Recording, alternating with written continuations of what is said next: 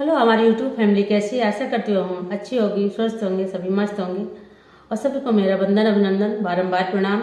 आज मैं सुंदर सा विवाह गीत लेके आई हूँ। देखो सीता मैया फुलवरिया में जा रही हैं फूल चुनने के लिए और ला करके उस फूल को हार बना करके शिव जी के गले में पहनाती हैं। तो देखिए शिव जी हमारे प्रसन्न होकर के सीता माता के लिए क्या वरदान देते हैं, क्या आशीष दे रहे हैं। तो आप लोग गानों के माध्यम से सुनिए और प्लीज़ फुल सुनेंगे तभी आनंद आएगा, क्योंकि आधी अधूरी बात समझ में नहीं आती है। तो आप लोग पूरा आनंद लीजिएगा। तो गीत सुनिए, आनंद लीजिए। अच्छा लगेगा तो कमेंट भी करके बताइएगा आप लोग को कैसा लगा।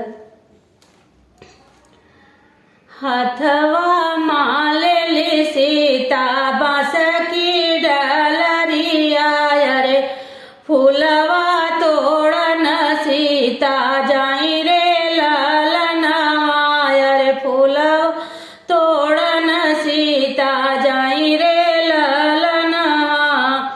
फूलवा तो तोड़ी सीता गजरा बनौली, अरे गजरा बनौली, अरे शिवजी के गले पाई नाम रे ललना, अरे शिवजी के गले पाई नाम रे ललना। गजरा पाहिनी शिवजी देले सिसवा, अरे गजरा पहनाई सिया घर काल उठली, अरे घर काल उठली, अरे शिव बाबा देले आशीष रे ललना, अरे शिव बाबा देले आशीष रे ललना। जौना मांगन तू मांगो मेरी बियाटी, अरे ऊ है मांगन महादेव रे ललना, अरे ऊ है मांगन महादेव रे ललना।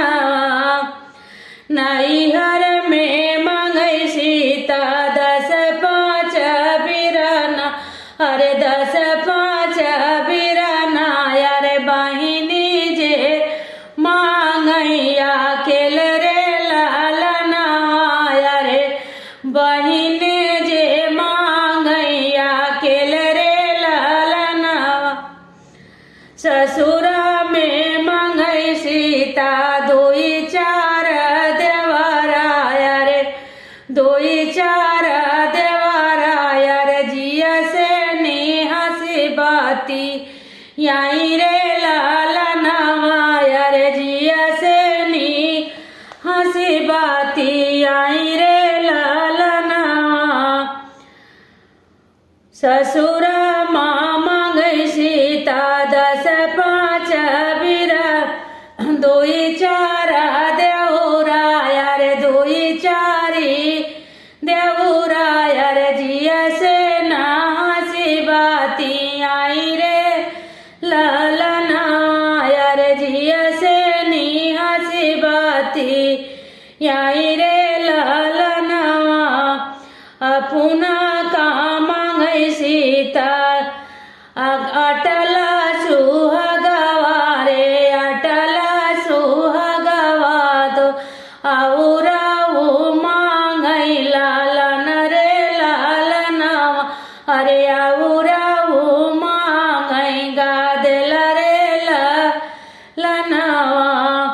हथवा माल ली सीता बांस के डलरिया, बांस के डलरिया, अरे फूलवा तोड़न सीता जाई रे ललना, अरे फूलवा तोड़न सीता जाई रे ललना। तो गीत कैसा लगा आप लोग जरूर बताइए।